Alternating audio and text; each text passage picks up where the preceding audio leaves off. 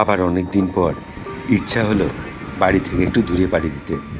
তবে এবার গন্তব্যস্থলটা ছিল একটু অন্যরকম। আমি গ্রাম ভালোবাসি, তাই গ্রাম্য পরিবেশ, সঙ্গে সমুদ্র, আর এমন কিছু সি বিচ যেখানে কোনো পর্যটকদের আজ পর্যন্ত পদধূলি পড়েনি। কারণ সেই সব সি বিচে পৌঁছাতে গেলে পায়ে হেঁটে অনেকটা পথ যেতে হয়। তার উপর আমার বৃদ্ধ বাবার ইচ্ছা ছিল জগন্নাথ মন্দির দর্শনের। তাই সব কিছু বজায় রেখে এক অন্য পরিকল্পনা করেছিলাম আমি। দীঘা তো কম বেশি আমরা সবাই গিয়েছি, কিন্তু যেটা দেখেননি সেটা থাকবে আজ আমার এই সমুদ্রযাত্রার এই সিরিজে। আশা করব আপনারা পরপর আমার যাওয়া থেকে ফেরা পর্যন্ত সবকটি গল্প দেখবেন। আশা করি গল্পগুলো ভালো লাগবে। তাহলে আর দেরি কিসের, চলুন আজকের পর্বটা শিয়ালদা হাওড়া স্টেশন থেকে শুরু করি। যারা গ্রাম ভালোবাসেন, গ্রামীণ সমুদ্র সৈকত, সঙ্গে অ্যাডভেঞ্চার, তার সঙ্গে কম খরচে সমুদ্র ভ্রমণ, আশা করি সেই ভ্রমণ তাদের কাছে অনেক ভালো লাগবে। চলুন তাহলে গল্পের শুরুটা এখান থেকেই করা যাক। ঘড়িতে এখন 4:35 আর নেমে গেলাম শিয়ালদা স্টেশনে। আর এই যে শিয়ালদা স্টেশন অবস্থা দেখুন এখন তোমার। ঘড়িতে এখন ভোর 4:40। কত দিক থেকে কত মানুষ এসেছেন। কেউ বা এসছেন কলকাতায় চিকিৎসা করাতে, কেউ বা আমার মতনই এখান থেকে অন্য কোথাও দূরে ভ্রমণের উদ্দেশ্যে। আর ভোরের কলকাতা যেন কোনো নাইট ক্লাবের মতো। আর এদিকে আকাশে ভীষণ মেঘ, যে কোনো সময় বৃষ্টি চলে আসতে পারে কিন্তু। তো আপাতত শিয়ালদা স্টেশনের বাইরে চলে এলাম। আর এখন এখান থেকে একটা ওলা বা উবের নিয়ে এখানে এখন যাব হাওড়া। চলুন হাওড়া যাওয়া যাক।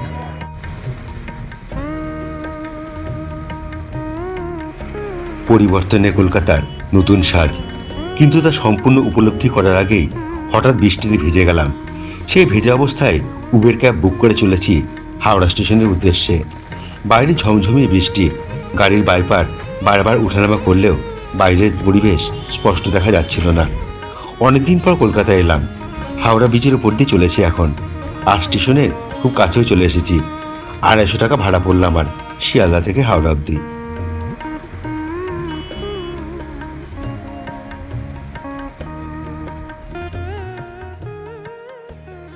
নেমে পড়লাম হাওড়া স্টেশনের নতুন প্ল্যাটফর্মের কাছে। সাধারণত 19 বা 20 নম্বর প্ল্যাটফর্ম থেকেই দীঘাগামী তাম্রলিপ্ত এক্সপ্রেস ট্রেনটা দিয়ে থাকে। ব্যস্ততম হাওড়া স্টেশনে সবসময় এরকমই ভিড় থাকে, তবে এবারের দৃশ্যটা একটু অন্যরকম। রাস্তার আশেপাশে থাকা ফুড স্টলগুলো আর নেই, কিন্তু এখানে যা আছে তা হাওড়া স্টেশনের ভেতরেই রয়েছে। ট্রেন এখন অনেক দেরি, তবু ভেতরে যাই, দেখি কখন ট্রেন দেয়। তার সঙ্গে একটু ফ্রেশও হয়ে নিতে হবে নিজেকে।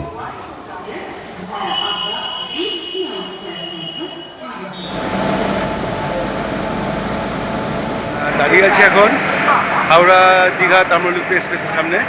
আর এটা হচ্ছে প্ল্যাটফর্ম নাম্বার 19। আর এই ট্রেনে আমরা যাব এখন দীঘা। এদিকে হাওড়া পুরী বন্দে ভারত প্ল্যাটফর্মে লেগে গেছে। এটাও সকাল 6:20 বেরিয়ে যাবে পুরীর উদ্দেশ্যে।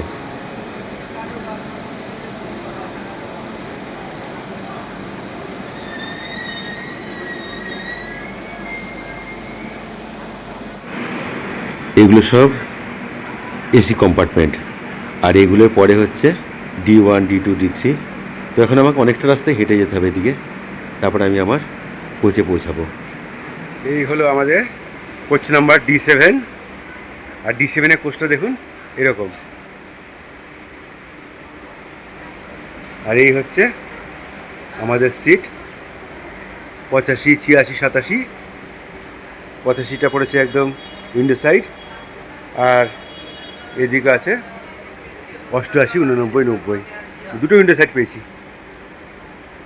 বাস পরিষ্কার পরিচ্ছন্ন ট্রেন, ঠিক আছে। দেখুন দীঘা যাওয়ার জন্য কত পর্যটক আজকে, যদিও সেই তুলনায় অত বেশি ভিড়ও নেই, যেহেতু আজ শুক্রবার, তো সেই কারণে। যদি এটা শনিবার হতো তাহলে কিন্তু ভিড়টা আরও বেশি হতো। একদম রাইট টাইমে 6:45-এই আমাদের হাওড়া দীঘা তাম্রলিপ্ত এক্সপ্রেস হাওড়া স্টেশন ছেড়ে বেরিয়ে যাচ্ছে এখন। আর ডান দিকে দাঁড়িয়ে রয়েছে হাওড়া বারমের সুপারফাস্ট।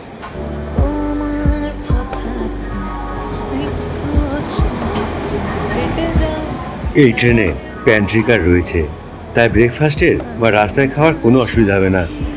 কয়েকদিন ধরে এই ট্রেন কিন্তু দীঘা পৌঁছাতে অনেক লেট করছে।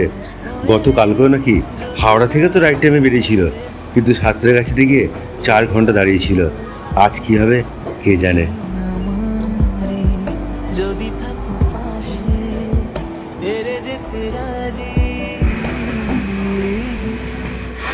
নিন, ব্রেকফাস্ট চলে এসছে। গরম ব্রেড অমলেট, ডিম টোস্ট।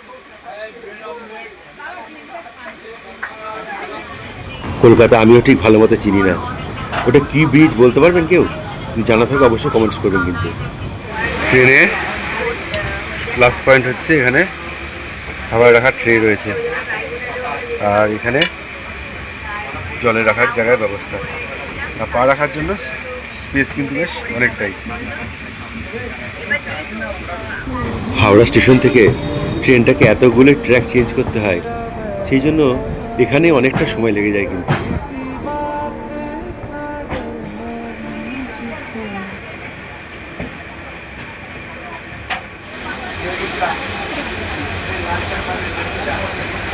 ট্রেন একদম ফাঁকা যাচ্ছে, আর প্যাসেঞ্জার সেরকম কিন্তু হাত কতটা নেই, কারণ যদিও আজকে শুক্রবার তো, আর শনিবার দিনটা ট্রেনে ভিড়টা বেশি হয়।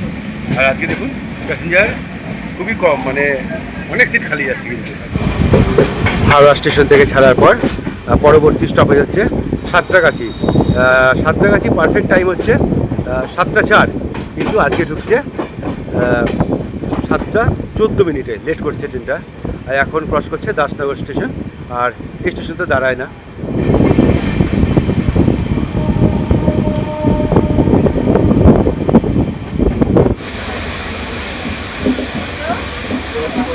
এই ট্রেনের একটা প্লাস পয়েন্ট হলো, এই ট্রেনে কিন্তু প্যান্ট্রি কার আছে, আর সমানে একটা পর একটা খাবার উঠেই আসবে। দেখবেন একটু পর দেখবেন ভ্যারাইটিস রকমের খাবার আসবে। একটু আগে তো ব্রেড অমলেট আসছিল, চা তো আসছে, এবার ঠান্ডা জলও আসছে। আর একটু পর দেবেন 5 চপ থেকে শুরু করে সিঙ্গারা, দুগুলো সবই পাবেন এই ট্রেনে। স্টেশন রামরাজাতলা। এই স্টেশনে তো ট্রেন দাঁড়াবে না, কিন্তু ট্রেন এত স্লো করলো কেন বুঝতে পারছি না। 7:07 বাজে ঘড়িতে, এখন 7:04 অ্যাকচুয়ালি সাঁতরাগাছি ঢুকে যায়। সেই কবে দীঘা গিয়েছিলাম, প্রায় বছর 2 হলো। কিন্তু সত্যি বলতে কি, আমার একটু নির্জন কোলাহলমুক্ত প্রাকৃতিক পরিবেশই বেশি ভালো লাগে। দীঘা তো হই হল্লা, ডিজে, আনন্দ ফুর্তি এসবের জন্য। আমি গুগল ম্যাপেও সার্চ করেছি, একটা জায়গার লোকেশনও সেখানে পেয়েছি। যতই কঠিন পথ হোক না, আমি যাব সেখানে। সেখানে কোনো পর্যটক যায় না, সেখানে পঞ্চবতী নদী আর সাগরে গিয়ে মিশেছে, যেখানে নেই কোনো মানুষের বসবাস। থাকতে পারে শুধু এক আদিবাসী প্রজাতি, যা বহু বছর ধরে সেখানকার অস্তিত্ব বজায় রেখেছে। এরকম নির্জন নিরিবিলি পরিবেশ আমাকে ভীষণভাবে টানে, যেখানে না পাওয়া যায় কোনো রকম খাদ্য, না পাওয়া যায় কোনো রকম পানীয় জল, কিন্তু যদি সেই জায়গার প্রকৃতি পরিবেশ হয় অসাধারণ, তাহলে পথ যতই কঠিন হোক না কেন আমি যেতে রাজি।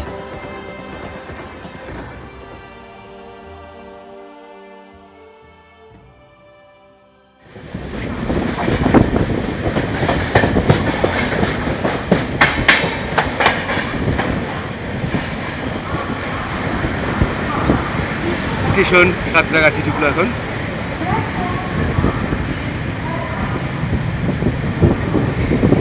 7:10 এখন ঘড়িতে।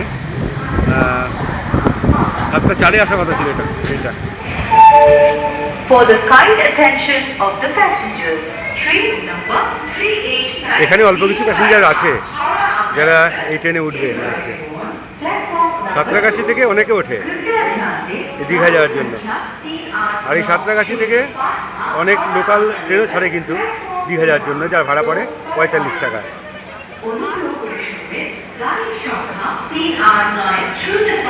স্টেশন সাঁতরাগাছি, আর এখানে ট্রেন আমাদের 2 মিনিট দাঁড়াবে।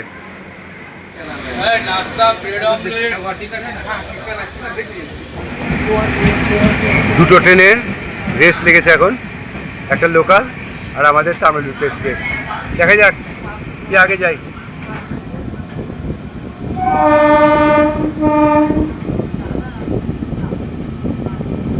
না, লোকালটাকে স্লো করে দিল, আমাদেরটাকে ছেড়ে দিল।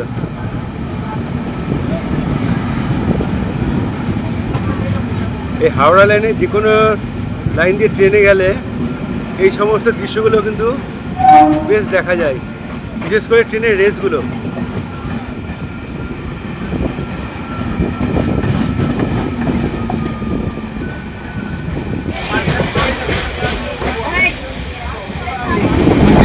অবশেষে ট্রেন স্পিড নিল এবার।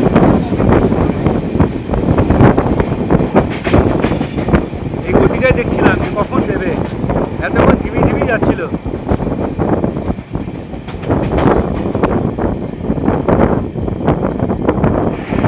সাঁতরাগাছির পরবর্তী স্টপেজ হচ্ছে উলুবেড়িয়া, আর উলুবেড়িয়ার টাইম হচ্ছে সকাল 7:24, কিন্তু অ্যাপসে দেখাচ্ছে 7:33 ট্রেন কিন্তু ঢুকবে। ট্রেনের স্পিড ঠিক আছে, মেকআপ দিয়ে দিচ্ছে কিন্তু মাঝে মধ্যে 4 মিনিট লেট দেখাচ্ছে, মাঝে মধ্যে 4 মিনিট বিফোর ঢুকিয়ে দিচ্ছে অনেক সময়। পথ ভুলে গেছি চলে দূরে, তবু আমার ফিরে আসার শক্তি নেই উপায়। এই হাওড়া আর দীঘার মাঝে যে কত ছোট ছোট স্টেশন পার করে যাচ্ছি তার হিসাব নেই। কত গ্রাম, কত শহরও রয়েছে তাদের মধ্যে, তবে গ্রাম্য পরিবেশটাই বেশি তার মধ্যে। নিজের রিজার্ভেশন সিট থাকা সত্ত্বেও বারবার গেটের ধারে চলে আসছি। সব স্টেশনের নামও জানি না আমি, আর ট্রেনের যা গতি বোঝার আগেই প্ল্যাটফর্ম পেরিয়ে যাচ্ছে। আগেরবার আইআরসিটিসি ছাড়াও লোকাল হকার উঠতো এই ট্রেনে, আরও কিছু পাওয়া যেত এখানে, কিন্তু সেই সব লোকাল হকারগুলো এখন আর নেই। এই ট্রেন পথে দুটো নদী পড়ে, একটা দামোদর আর একটা রূপনারায়ণ। ওই মেচেদা আর তমলু স্টেশনের ওদিকে দেখা যায়। মেচেদা নাম পড়তেই মনে পড়ে গেল একটা কথা, ওখানে খুব কিন্তু টেস্টি টেস্টি চপ পাওয়া যায় বিভিন্ন ধরনের। सब बयां कर रही, सुन रहा दिल तेरी खामोशियां। স্টেশন উলুবেড়িয়া, আর এখানেও কিন্তু ট্রেনটা 2 মিনিট মতো দাঁড়াবে।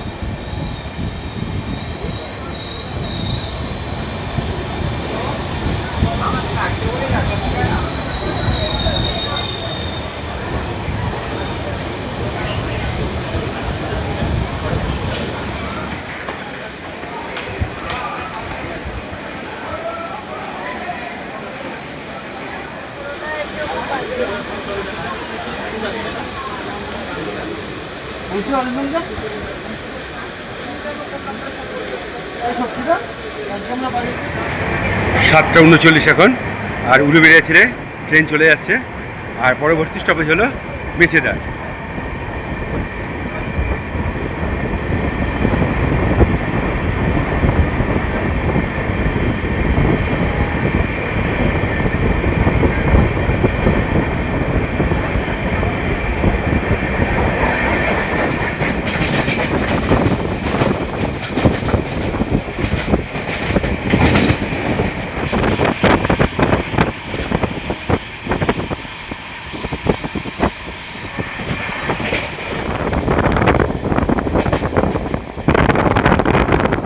হচ্ছে দামোদর নদী, আর এই দামোদর নদী পার করার পরেই তারপর পড়বে মেচেদা।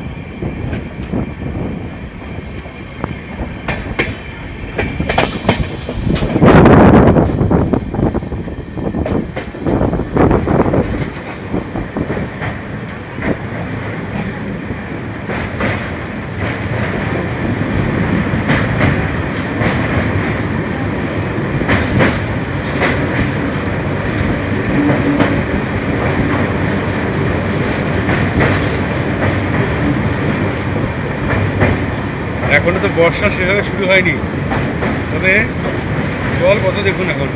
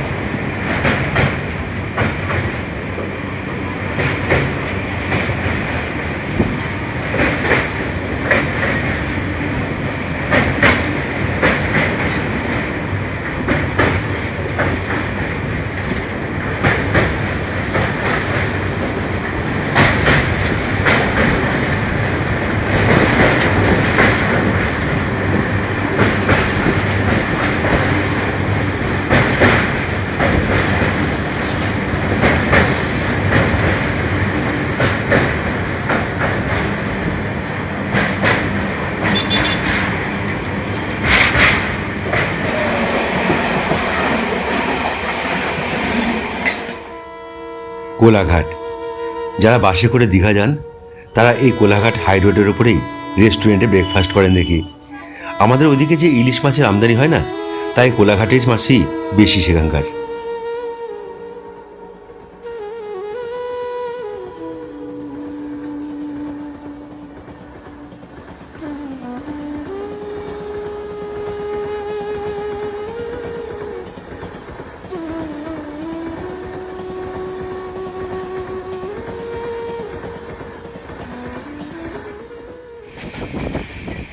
এটাই হলো র্যামকোর সিমেন্ট কোম্পানি।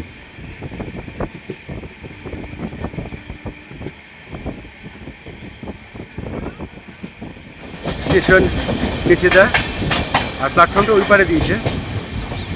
আর এই স্টেশনে কিন্তু বেশ ভালো ভালো চপ পাকোড়া বেশ পাওয়া যায়। চলুন দেখি আছে কিনা, ওই পারটাই দেখি।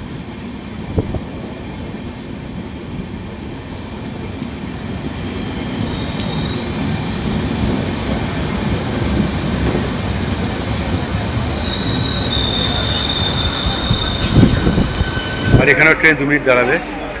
চলুন, 2 মিনিট তো হয়ে গেল, ট্রেন ছেড়ে দিচ্ছে এখন। ভেবেছিলাম এখানে 5 কিলো চপ পাবো, ওঠেনি।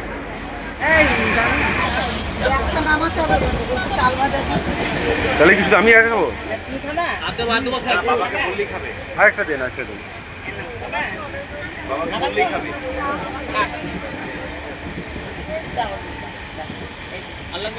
না লাগবে না। চপ তো কিনে নিলাম, আর বাড়ি থেকে চাল ভাজা আনা হয়েছিল। চাল ভাজা ছোলা দিয়ে একটু মুড়িও মাখিয়ে নিলাম। ব্যাস, চলুন আর কি।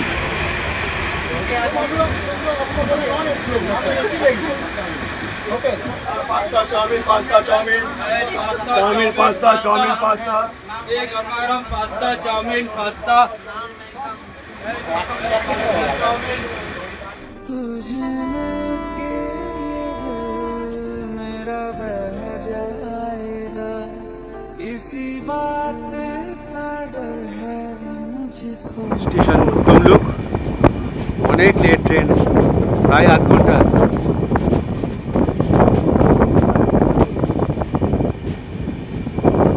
আর এই তমলুকের পরের স্টেশন হচ্ছে কাঁথি। কাঁথিতে তারাই নামবে যারা মন্দারমণি বা পুরুষোত্তমপুর যাবে। আমরা তো কাঁথিতে নামবো, কারণ আমরা যাব দক্ষিণ পুরুষোত্তমপুর।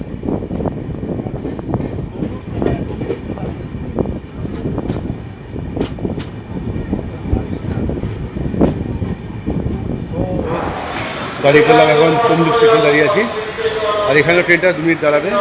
তবে স্টেশন চত্বর দেখুন, কোথাও কোনো খাওয়া দাওয়ার কোনো স্টল নেই, কোনো কোথাও দেখতে পেলাম না, কোনো স্টেশনেই না। কী জানি এরকম ব্যাপার কেন।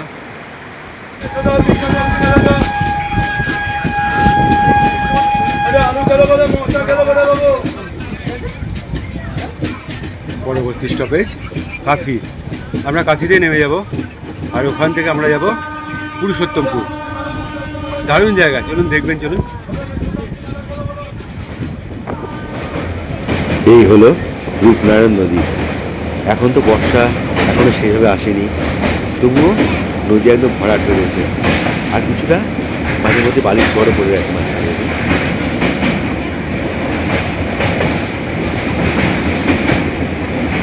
নদীর মাঝখানটায় চর পড়ে আছে।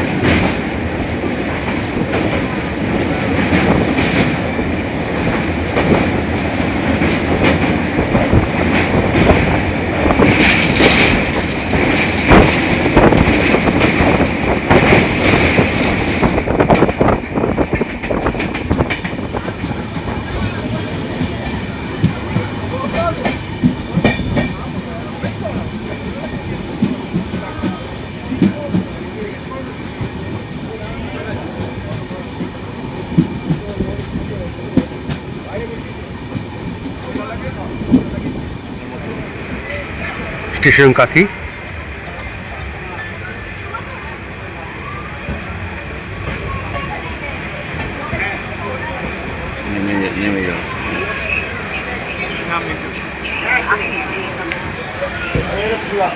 এই হলো প্ল্যাটফর্ম নাম্বার 1। আর প্ল্যাটফর্ম 1-এর পাশ দিয়ে সামনে সোজা ওই গেট দিয়ে আমাদের বেরোতে হবে। আর ওখানেই সমস্ত গাড়ি পাওয়া যাবে মন্দারমণি পুরুষোত্তমপুর যাওয়ার জন্য। চলুন যাই ওইদিকে আগে।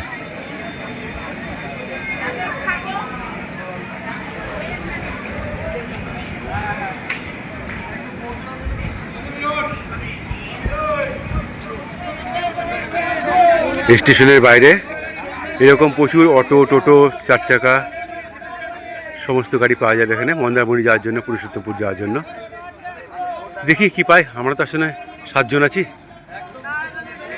সব মন্দারমণি এই কাঁথি স্টেশন থেকে পেয়ে যাবেন সব গাড়ি। দেখি কত ভাড়া বলছে আগে এখান থেকে।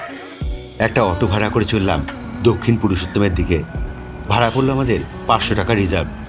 আজকে ওখানেই থাকবো, আমাদের কোনো হোটেল নয়, আশ্রমে থাকবো আজ, যা বিবেকানন্দ মঠ নামে পরিচিত।